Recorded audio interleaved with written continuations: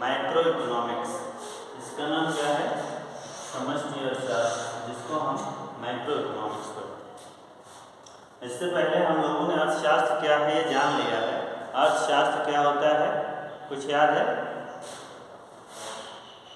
अर्थशास्त्र धन का विज्ञान है। एक सिंपल शब्द में ये जान लो कि अर्थशास्त्र धन से संबंधित विज्ञान है, या धन जिसमें धन का अध्ययन किया जाता है, धन से संबंधित तथ्यों का अध्ययन किया जाता है, वो अर्थशास्त्र होता है। और एडम स्मिथ की परिभाषा याद रखनी चाहिए, an inquiry into the nature and cost of wealth of nations, यानी अर्थशास्त्र जो है किसी राष्ट्र के धन की प्रकृति और स्वरूप का अध्ययन करता है।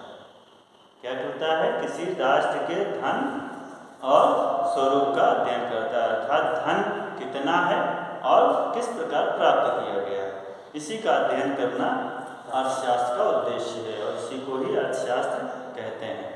तो अर्थशास्त्र के दो पार्ट हैं। कौन? इसको हम प्रकार भी कह सकते हैं। एक है व्यष्टि अर्थशास्त्र, ये जिसको हम सूक्ष्म अर्थशास्त्र कहते हैं, और दूसरा क्या है? समष्टि अर्थशास्त्र। सूक्ष्म अर्थशास्त्र हम लोग पढ़ चुके हैं। सूक्ष्म अर्थशास्त्र वो होता है जिसमें हम व्यक्तिगत इकाइयों, व्यक्तिगत परिवार या व्यक्तिगत फर्मों का अध्ययन करते हैं, यानी इसमें व्यक्तिगत होता है, कोई सामूहिक नहीं होता है, हर एक का अलग अलग अध्ययन किया जाता है। जैसे हम परिवार का अध्ययन कर रहे हैं तो परिवार तो एक है नहीं, बहुत सारे परिवार हैं, तो हम पूरे समूह का अध्ययन नहीं कर रहे हैं, केवल एक परिवार का अध्ययन कर रहे हैं, ठीक है। और माइक्रो इकोनॉमिक्स क्या होता है? अब यही हमारा आज का टॉपिक है, माइक्रो इकोनॉमिक्स यानी समष्टि अर्थशास्त्र। समष्टि अर्थशास्त्र में हम व्यक्तिगत इकाइयों का अध्ययन न करके सामूहिक इकाइयों का अध्ययन करते हैं। सामूहिक इकाइयों का मतलब है कि हम जो यहाँ पर व्यक्तिगत इकाइयों का अध्ययन करते हैं उसको समूह पर लागू कर देते हैं, तो वो हमारा माइक्रो इकोनॉमिक्स होता है, वो हमारा समष्टि हो जाता है। जैसे अभी हम लोग पढ़ रहे हैं कि मांग क्या है ना? क्या है? मांग। अब मांग में हम मांग किसके अंतर्गत पढ़ा था? माइक्रो इकोनॉमिक्स के अंतर्गत, है ना? माइक्रो इकोनॉमिक्स में पढ़ा था कि ये मांग जो है इसका मतलब है व्यक्ति की, किसी एक व्यक्ति विशेष की बात की जा रही है ना? किसी एक व्यक्ति विशेष की बात की जा रही है कि अगर कीमत बढ़ेगी तो वह व्यक्ति मांग कम करेगा, और अगर कीमत कम हो जाएगी तो वह व्यक्ति मांग ज़्यादा करेगा। तो ये व्यक्तिगत बात है, लेकिन अगर हम उसको कुल मांग से डिनोट कर दें, किससे? कुल मांग, है ना? कुल मांग हम लोग यहाँ पढ़ेंगे भी, कुल मांग और कुल पूर्ति। तो कुल मांग से अगर इसको हम कह दें तो ये हमारा क्या हो जाएगा? समष्टि अर्थशास्त्र हो जाएगा, ठीक है। समष्टि अर्थशास्त्र के लिए बोल्डिंग ने कहा है कि व्यापक अर्थशास्त्र में व्यष्टि मीन्स व्यापक, विस्तृत, फैला हुआ। तो बोल्डिंग कह रहे हैं व्यापक अर्थशास्त्र में व्यक्तिगत मात्राओं का अध्ययन नहीं किया जाता है, बल्कि इन मात्राओं के योग का अध्ययन किया जाता है ना? जैसे अब ये कुल मांग कैसे आया है? तो कई व्यक्तियों की मांग को हमने जोड़ दिया, कुल मांग आ गया, है ना? जैसे हमने मान लिया कि राम है, श्याम है, और किसी और को राजू है, ये सब हैं, ये जो है हमारे किस में आएगा? सब व्यष्टि में आएगा। और श्याम को अलग से अध्ययन करेंगे, व्यष्टि में आएगा। राजू का अलग से अध्ययन करेंगे, यानी इनकी डिमांड क्या है, इनकी डिमांड क्या है, इनकी डिमांड अगर हम अलग अलग अध्ययन कर रहे हैं तो ये हमारा व्यष्टि अर्थशास्त्र कहलाएगा। लेकिन इन सब के अगर हम एक सामूहिक अध्ययन करें कि इनकी सामूहिक डिमांड क्या है, तो क्या हो जाएगा? वो व्यष्टि अर्थशास्त्र, है ना? हम तो ये जानते ही हैं कि हर व्यक्ति कीमत के बढ़ने पर मांग कम करता है, हर व्यक्ति की बात है। लेकिन जब हम कुल की बात करेंगे तो कुल में उन सब को जोड़ लिया जाएगा कि इन्होंने मान लो 5 किलो खरीदा, इन्होंने 6 किलो खरीदा, इन्होंने 7 किलो खरीदा, है ना? कितना हो गया? 7 6 13 5 18 गई जी, ये हमारी क्या हो गई, कुल मांग हो गई। क्या हो गई, ये कुल मांग हो गई।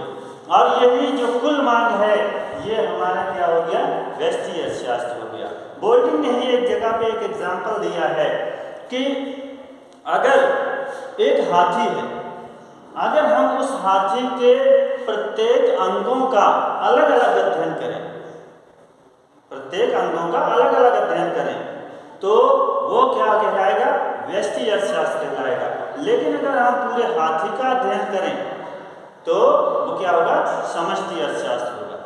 ठीक है, यानी अगर हम जैसे व्यक्तिगत उसके एक एक अंग, मान लो हम एक दाहिने पैर का अध्ययन कर रहे हैं, अगर हम केवल उसके दाहिने पैर का अध्ययन कर रहे हैं तो वो क्या हो गया, व्यष्टि हो गया। और अगर हम पूरे शरीर का अध्ययन कर रहे हैं, अब उसमें अंग नहीं रह गया ना, पूरे शरीर का अध्ययन कर रहे हैं, तो वो क्या हो जाएगा, व्यष्टि आ जाएगा। और एक और एग्जाम्पल है बोल्डिंग का ही है ये भी, उसमें उन्होंने एक जंगल का एग्जाम्पल दिया है। एक जंगल है, उस जंगल में अगर हम एक पेड़ का अध्ययन कर रहे हैं तो क्या होगा, वो एक पेड़ का व्यष्टि होगा। और अगर हम संपूर्ण जंगल का अध्ययन कर रहे हैं तो वो क्या हो जाएगा, समष्टि हो जाएगा। तो ये जो है सूक्ष्म अर्थशास्त्र और व्यापक अर्थशास्त्र के हमने पढ़ लिया। एक और है, जैसे प्रोफेसर शुल्ज ने कहा है कि व्यापक अर्थशास्त्र का मुख्य यंत्र राष्ट्रीय आय विश्लेषण करता है। हम इसमें राष्ट्रीय आय भी पढ़ेंगे और बेरोजगारी भी पढ़ेंगे, उपभोग फलन, ये सारा पढ़ेंगे, है ना। तो इससे जो है ये अर्थशास्त्र क्या है ये क्लियर हो गया। पहले हमने क्या पढ़ा, अर्थशास्त्र क्या है। अर्थशास्त्र के दो भाग हैं, माइक्रो और मैक्रो। दोनों में लगभग हम लोगों ने ये भी देखा कि अंतर, और दोनों को एक दूसरे के ऊपर परस्पर निर्भरता भी देखा हमने कि अगर व्यष्टि अर्थशास्त्र एक का अध्ययन करेगा और उसी को एक एक का अध्ययन करके उसका संपूर्ण योग कर देंगे तो वो कुल हो जाएगा, और वही कुल जो है कुल लगाते जाए। उपभोग तो हमने एक ही व्यक्ति के आधार पर अध्ययन किया था यहाँ, और उत्पादन भी हमने व्यक्तिगत फर्मों का या व्यक्तिगत उद्योगों का ही अध्ययन किया था। तो और विनिमय भी हमने एक ही व्यक्ति के आधार पर पढ़ा था, और वितरण भी प्रत्येक साधन, जो प्रत्येक उत्पादन का साधन है उसका अध्ययन किया था। और राजस्व एक एक व्यक्ति का यहाँ पे अध्ययन किया जाता है। तो अगर हम इन सब में कुल लगा दें, जैसे ये हम कुल उपभोग लगा दें, और इसमें लगा दें कुल उत्पादन, और इसमें कुल विनिमय, और इसमें कुल वितरण, और ये कुल राजस्व में से राष्ट्रीय आय है ना।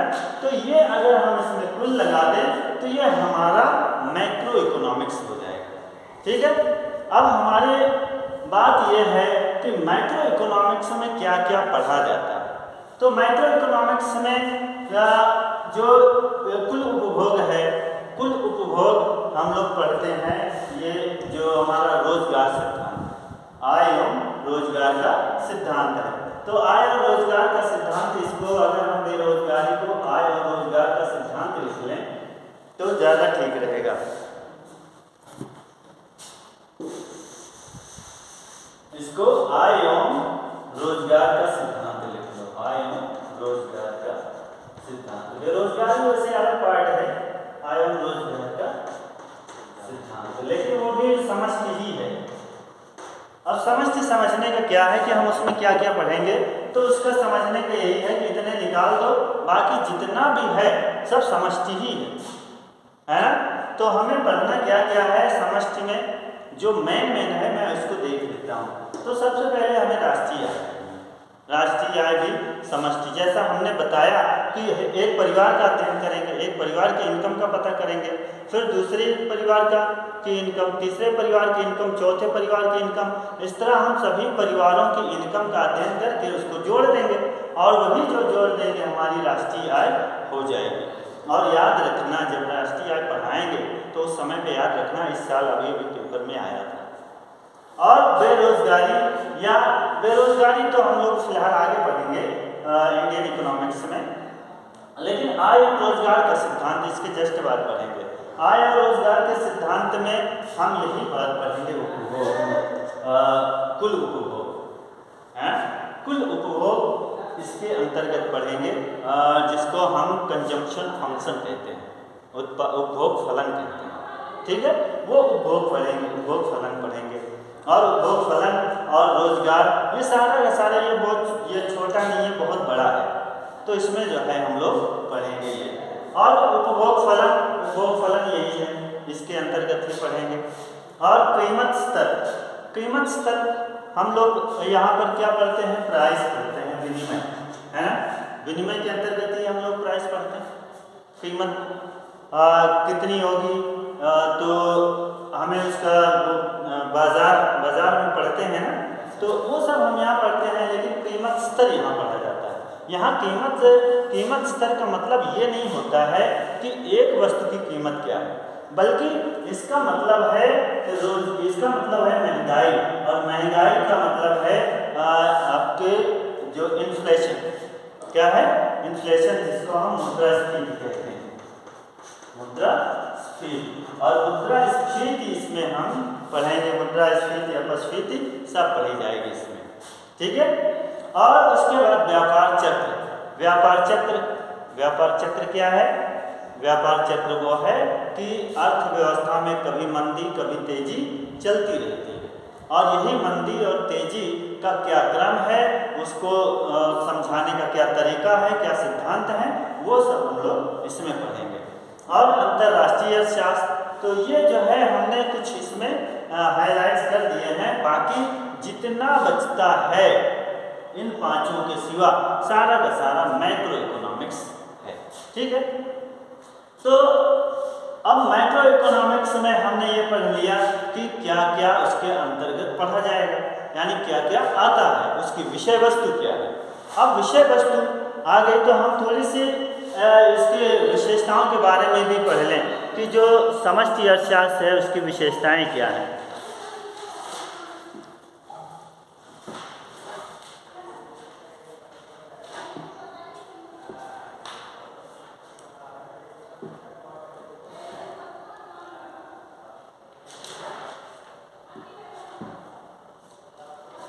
पहली बात तो यह है कि बहुत व्यापक होता है, ये क्या होता है, व्यापक होता है, किसी एक इकाई का अध्ययन नहीं करता है, ये संपूर्ण इकाइयों का अध्ययन करता है। और दूसरी बात यह है कि इसके द्वारा ही हम जो यहाँ कमियाँ रह जाती हैं उन कमियों को यहाँ सुधार लेते हैं।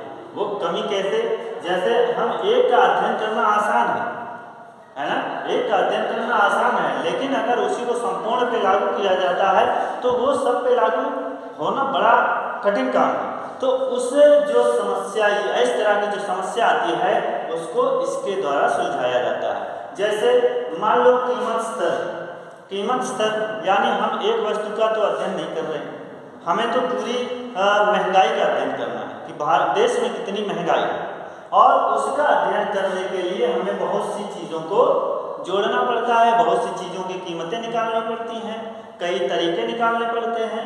तो उससे जो उसमें कठिनाई आती है, समष्टि के द्वारा उन कठिनाइयों को दूर कर दिया जाता है, ठीक है। और एक तो संभव ही नहीं है, व्यक्तिगत इकाई तो देश में संभव ही नहीं है, तो ज़्यादा क्या होना चाहिए, समष्टि ही होनी चाहिए। तो इस तरह की जो है इसकी विशेषताएं हैं।